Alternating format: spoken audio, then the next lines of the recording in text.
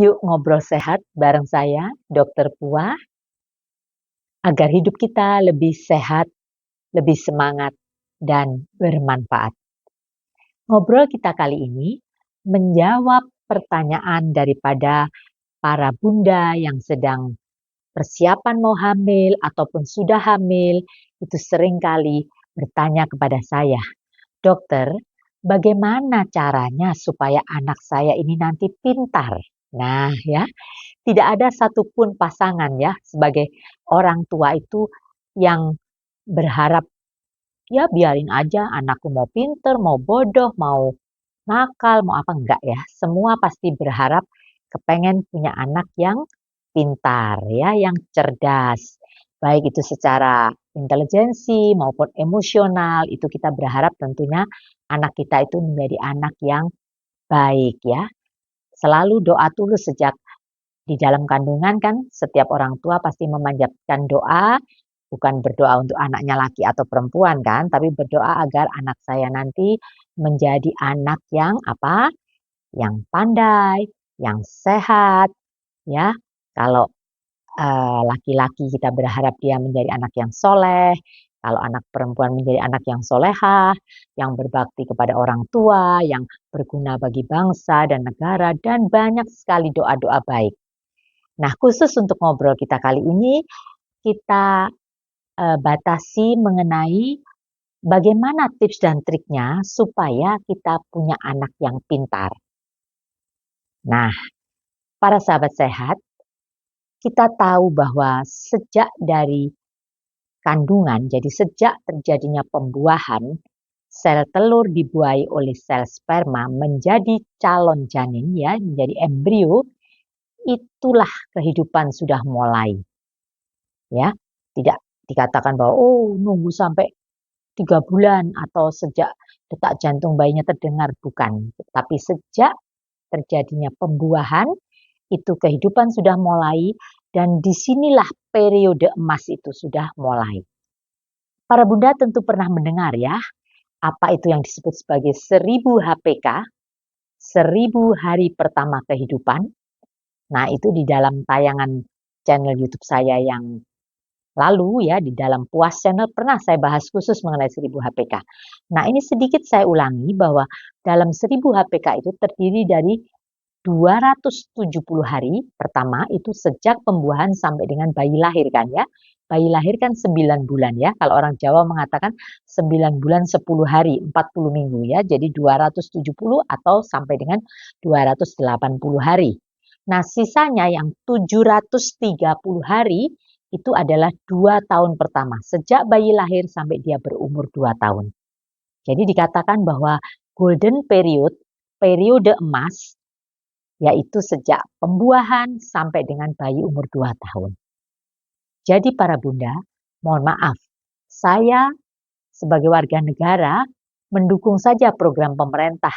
Kita tahu kan sekarang ada program apa? Makan siang gratis untuk anak sekolah, makan bergizi gratis.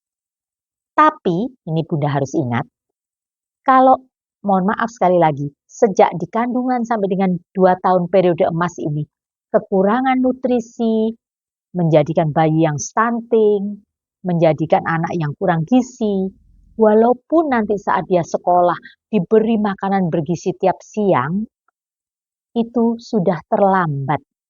Tidak bisa membuat anak pintar di saat dia sudah SD atau SMP, nggak bisa. Jadi, sejak dari dalam kandungan, 1000 hari pertama kehidupan ya para bunda ya. Sekarang yang penting adalah bagaimana tips dan triknya. Kalau dokter udah katakan ini sejak awal, sejak pembuahan. Nah, ini ya yang perlu kita bahas dalam ngobrol sehat kali ini ya. Kita sudah tahu bahwa kalau eh, pertama kali hamil muda itu biasanya kan seorang ibu akan mual muntah. Ya, istilah kedokterannya kan hiperemesis gravidarum.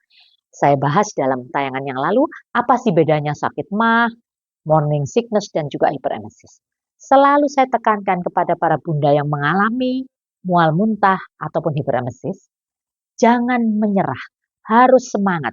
Sebagai wanita diberi kepercayaan untuk bisa hamil itu luar biasa. Jadi harus bisa mencari substitusi agar nutrisinya tetap terpenuhi. Pola hidup sehat kan salah satunya adalah pola diet kan. Gizi seimbang, nutrisi itu sejak dari hamil. Kalau nggak bisa makan nasi, dokter muntah, nggak apa-apa. Nasi kan karena kita orang Jawa. Ya, kita makan nasi kan karena kita orang Jawa, orang Indonesia.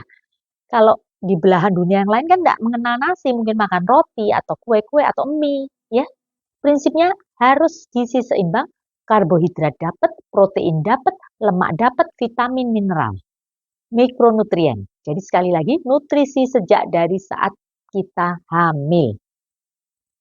Saya contohkan dulu adalah diri saya. Saya dulu hamil anak saya yang sekarang sudah punya cucu ya. Jadi anak saya sudah melahirkan, berarti kan saya sudah punya cucu itu. Dulu saya hamil dia, nggak bisa makan nasi. 4 bulan full saya nggak bisa makan nasi. Yang bisa masuk cuma es krim. Nah, oh dokter jangan makan es nanti bayinya besar. Itu kan mitos ya. Tidak benar makan es bikin bayi besar. Saya melahirkan anak saya itu cuma 2.850 gram. Jadi saya melahirkan normal, tidak sampai 3 kilo padahal saya makan es krim terus. Karena nggak ada yang masuk yang lain. Lumayan kan dapat es krim, ada karbonya kan, ada gulanya, ada proteinnya kan, ada telurnya, ada susunya ya. Itu salah satu contoh ekstrim karena saya memang tidak bisa makan nasi sama sekali.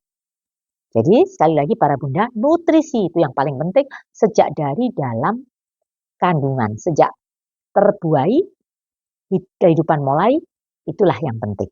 Jadi sekali lagi sejak hamil pola hidup sehat termasuk pola nutrisi. Tidak hanya pola nutrisi yang baik, tentunya sudah saya jelaskan. Tidak boleh merokok, tidak boleh minum minuman keras. Alkohol itu nggak bagus kan untuk tumbuh kembang janin kita. Jadi sekali lagi pola hidup sehat, pola nutrisi.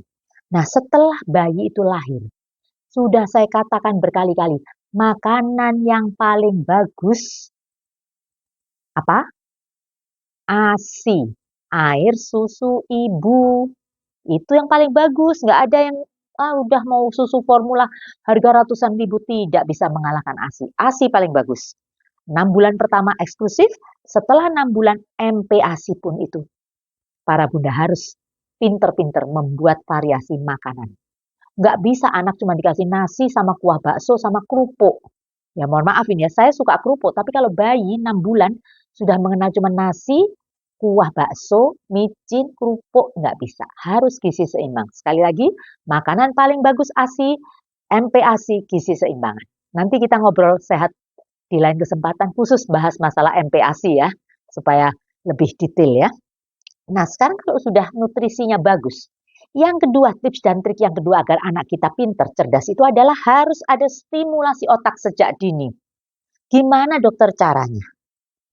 Bayi, ya ini cucu saya yang baru lahir masih 2 bulan. Dibacakan buku, ya, dibacakan buku, orang tuanya baca.